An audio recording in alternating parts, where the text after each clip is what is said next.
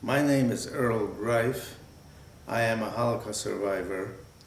I was born in Poland in a little town called Chłopczyce, and now I reside in Rancho Mirage, California.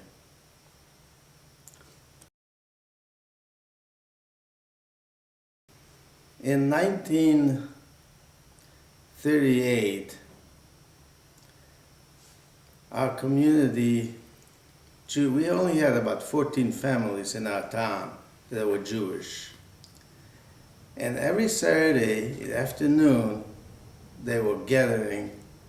Normally, they came to back in our house. We had an orchard next to our house.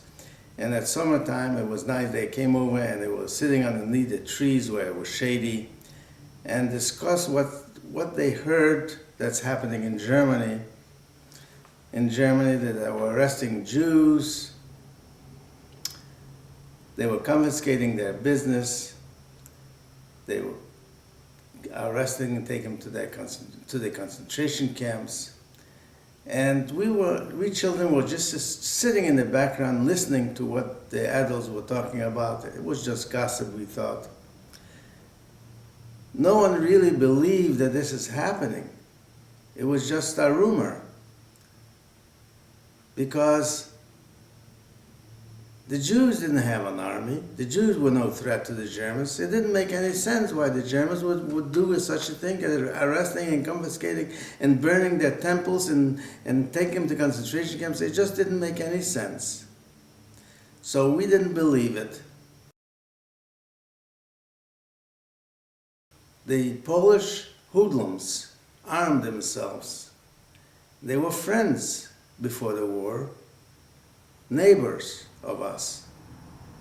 But yet, hatred came in all of a sudden, and they started killing all the Jews. We only had 14 families. Half of the families were killed by the Polish hoodlums.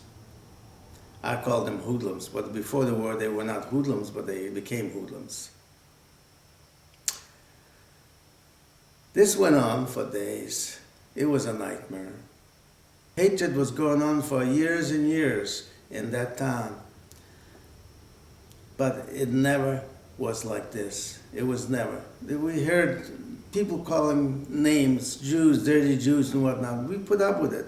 We didn't pay that much attention to it. But what happened that time, it was just impossible. And there was no place to complain. There was no place to hide or go someplace. Everywhere you can think of, it's the same thing. So we didn't bother doing anything. We didn't go, there was no police force, no government to complain or nothing.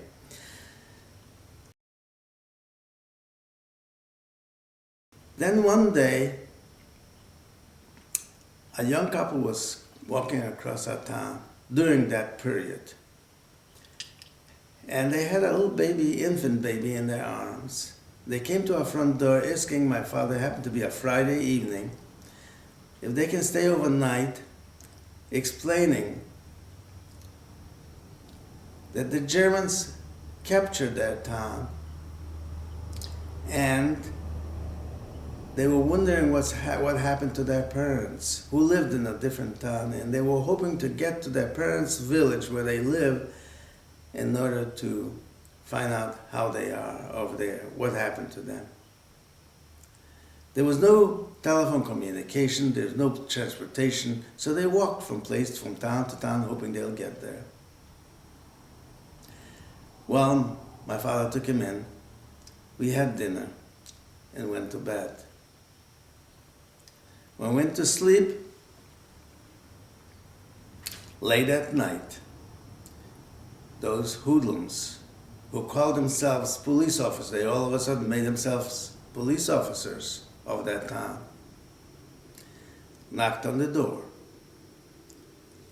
And when my father answered the door, they said, I understand, you have some guests, strangers staying at your house. My father explained they're just staying overnight, they're going to their hometown, and they'll be leaving in the morning. They said, tell them to get dressed and come with us for interrogation. There's nothing we can do to stop them. They were armed. They took this couple with the baby with them. We watched them up through the windows. They walked towards the river we had flowing across our town. A while later, we heard a shot. We couldn't believe that they would hurt this young couple for no reason at all. It was impossible to even think about it, what was going on.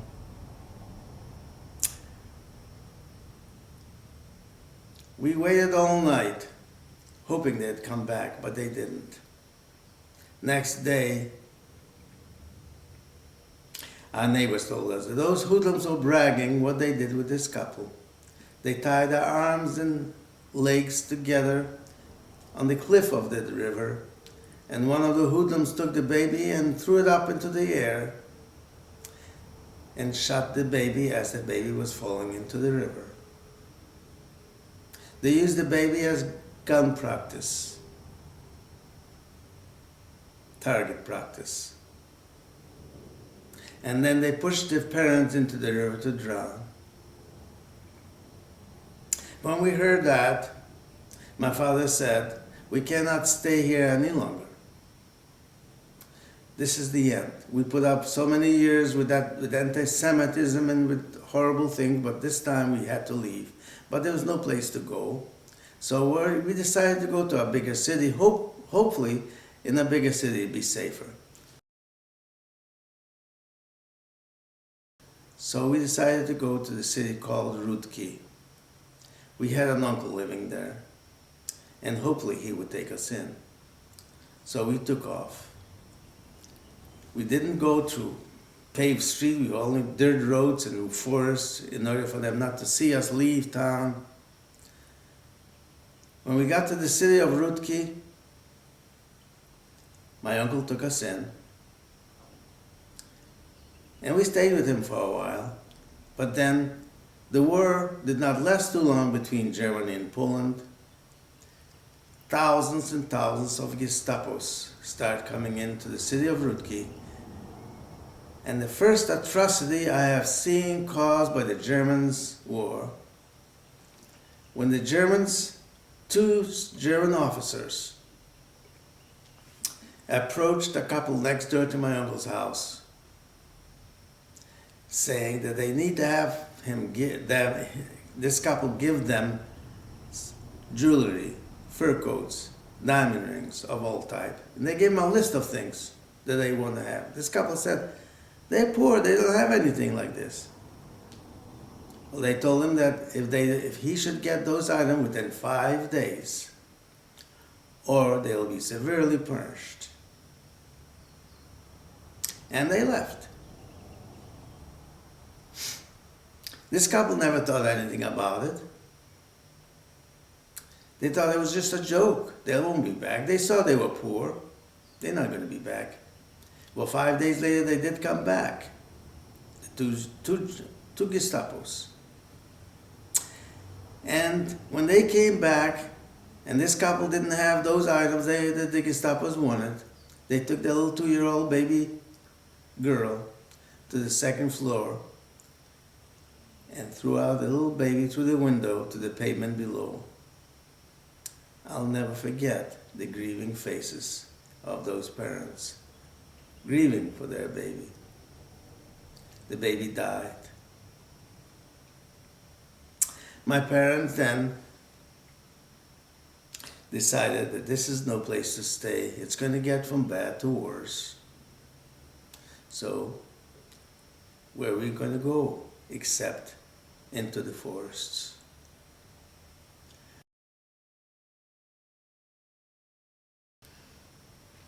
We took off and went to the forest.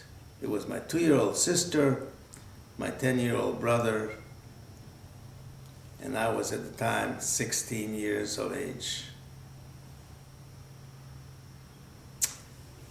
My father and mother. We took off to the forest, and we never stayed in one place. We were afraid if someone saw us, they would report us to the Gestapo. So we kept moving on from one forest to the next, every day a different forest. And then occasionally we came back to our uncle's house at nighttime, and we got some supplies that we needed. This went on for some time.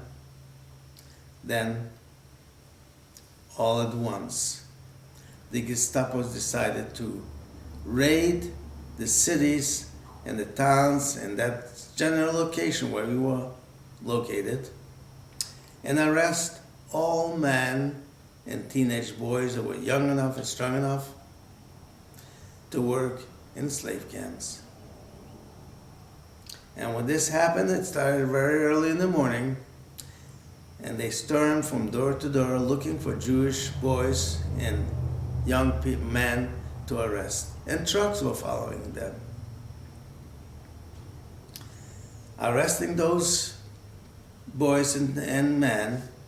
And if any loved one, wife, child, mother, ran after those and begged the soldiers to release those people, they were shot. There was no questions asked. It went on all day like this. By the time the day was over, there was dozens of bodies laying on the streets in a river of blood.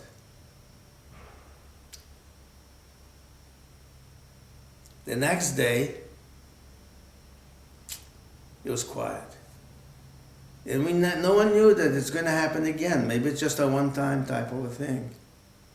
Normally it lasted for about 10 days. And another raid came, and another one, until there was no men or teenage boys left to arrest. So then they decided to arrest all women, old people, sick people, children. But this time, it was a different way of doing it. Not only one type of truck went that they were behind the attackers, but two types of trucks.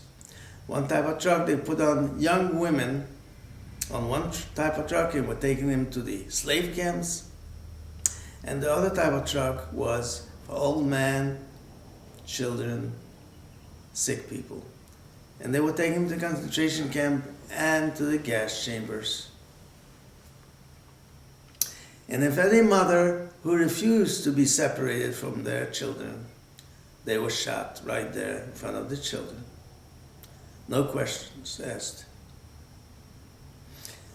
Those raids went on day after day until there was no families, Jewish families, left to arrest in that vicinity.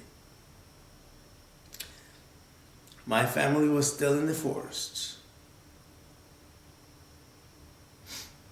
We were so tired, exhausted. We knew what was happening and we were afraid to go anywhere. We stayed in the forest for days and weeks in the forest.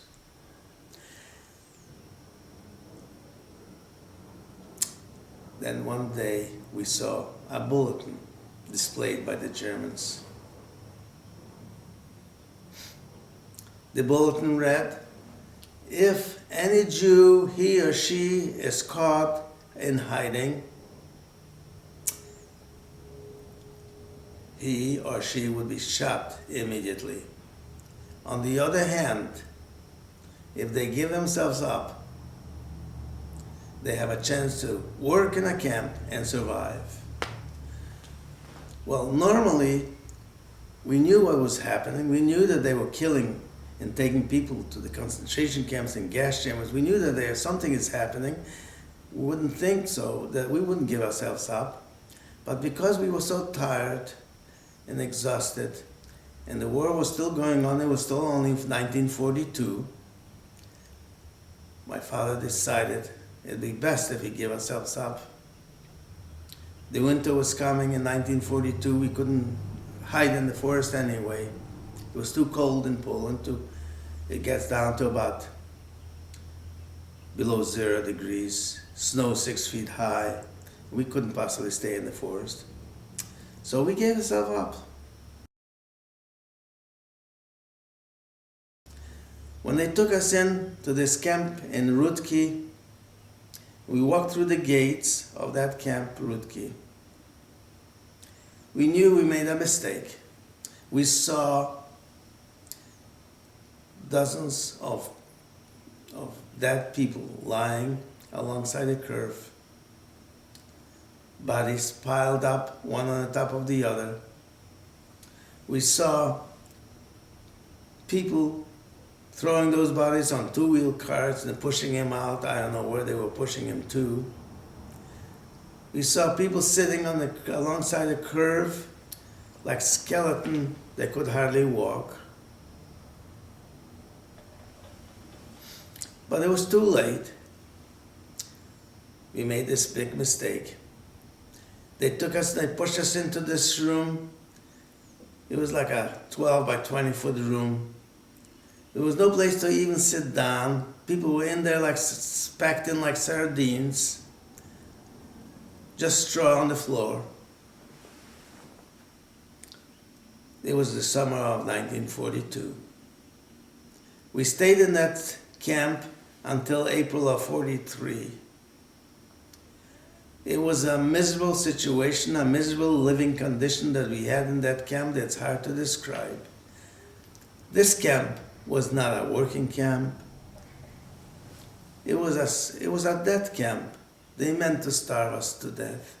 They fed us with only water and potato peelings boiled, and they called that soup. And they gave us a bowl of soup once a day, and that's all that we had to eat during that time. The camp was horrible. It's hard to describe it. You couldn't hardly walk across 20 or 30 feet without stepping on bodies. People were dying, not only from starvation, but typhoid disease spread the camp, and with a high fever that they had, they were dying. It was just an impossible situation. We lasted until April of 43. During the winter of that year, we had no water, so we melted snow to get the water. There was a well across the concentration camp, but we were too weak to go to the well to get water. Then, that day came, April the 9th, 1943, which I'll never forget as long as I live.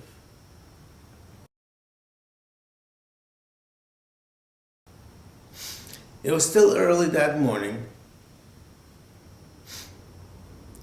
when we heard gunshots, loud noises, crying, screaming from the outside. We knew something was going on because the Gestapo's never come in that early in the morning. It was still dark. We looked out to see what was happening. The Gestapos were forcing everybody out from their sleeping quarters. And anyone who was too slow or anyone who refused to go, they were shot. And that's how we heard the gunshots. Well, everybody in our room was in hysterics. They knew that what's happening. My mom picked up our little baby sister and held her tight in her arms. She shouted and cried, "We're all gonna die, we're all gonna die." She grabbed my little brother and myself and she kissed us goodbye. While this was going on, my little brother and I, we were just like wild animals. We didn't know what to do. We didn't know where to run or hide. So we crawled into this brick oven that they had in that room. The brick oven was like 3 feet wide, 5 feet deep. It was not a hiding place, but it was just like animals. When they're in fear of something, they run to the closest corner to hide. That's what we did. A few minutes later, the Gestapos kicked in the doors and they shouted, "Raus, raus," meaning out, out. They forced everybody out from that room. They took several thousand men, women, and children to a long ditch, and they shot them all. Some of the victims fell into the ditch and were buried alive. My little brother and I were still in the oven. They never bothered looking into the oven. The only thing we heard during that day is tractor noise, bulldozer noise. Apparently they were burying the bodies and tearing down the fences because they've eliminated the camp that day. We stayed in that oven until late at night.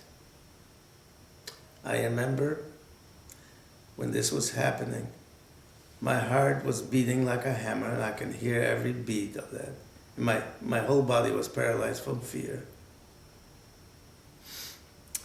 That night, late at night, we decided to crawl out from that oven. And we crawled on our stomachs until we reached the outside campground. There was not a soul around.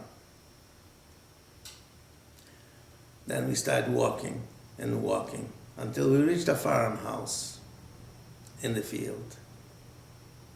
There was a haystack outside the house, and we buried ourselves in the haystack to sleep overnight. And we thought maybe in the morning the farmer will come out to feed the cattle and we'll show ourselves, and hopefully he'll give us some food and maybe even shelter. Well, the next morning came, the farmer came out. We showed ourselves. Well, he was quite a distance from us. When he saw us from the distance, he was wondering who they were. So he walked toward us slowly. When he came close enough towards us, he shook his head and he said, "My God, what have they done to you?"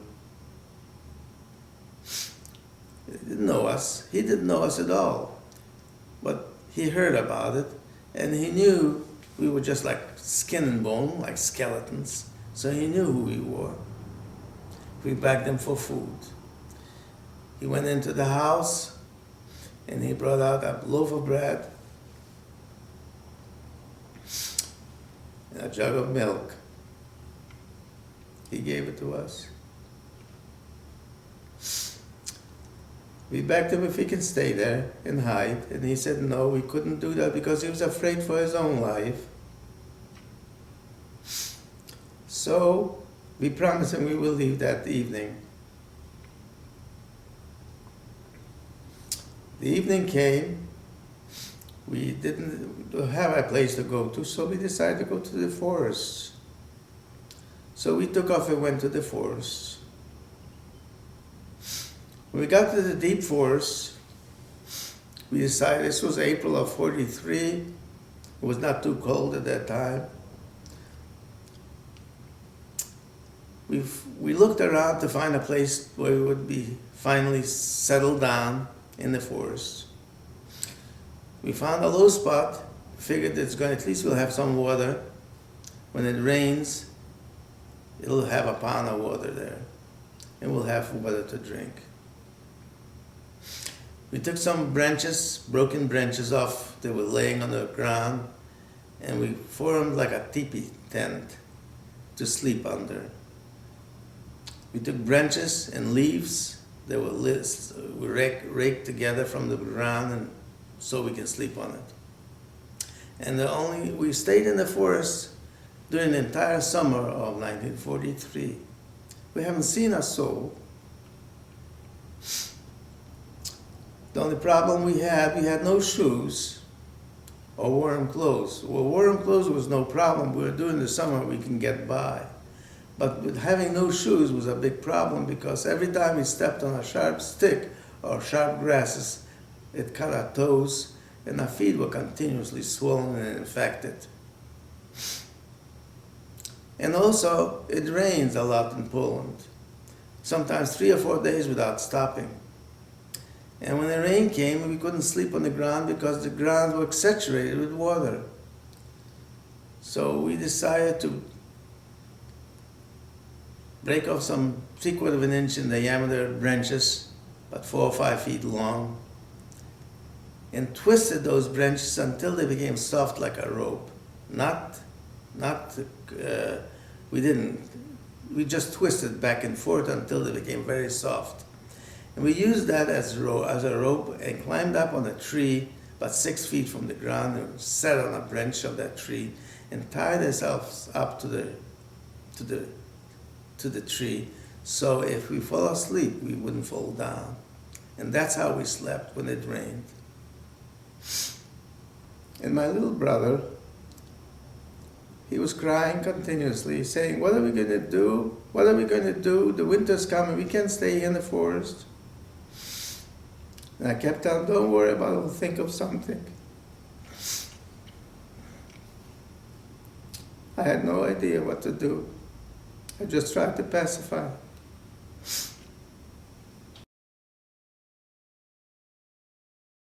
Then one day, I tore myself away from him, far enough away that he couldn't hear me, and I started crying. I cried so loud and begged God to help me to decide what to do next. And as I was crying and begging God to help me, I saw chipmunks all the way around me, popping up their heads from under the ground. They probably didn't hear a sound of a human being, so they wanted to hear what's going on. I interpreted that they were angels listening to my prayers, and that gave me courage to go back to my little brother and make some new plans.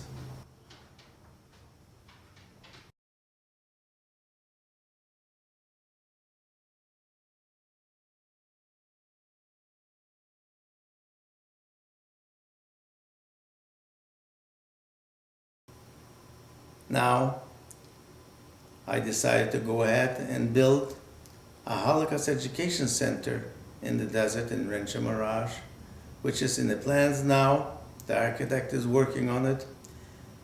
We intend to give it to the city for their approval, and hopefully in a year later it'll be finished. And it'll be here. We'll bring in children from Riverside County, high schools and middle schools, to educate them about the Holocaust, and not only the Holocaust, but other atrocities that's taken place and still taking place now in Sudan, what's happening in Africa, what happened in Rwanda, what happened in Croatia, what happened in Cambodia, and all other places. We're going to educate those children, and hopefully this will deter, it'll slow down not only anti-Semitism, but also anti-minorities, including blacks, Hispanics, Asians, and all that. When I go into the schools, I tell them to the school children, don't forget, if you hear any hatred, preaching hatred and bigotry anywhere, don't let him get away with it.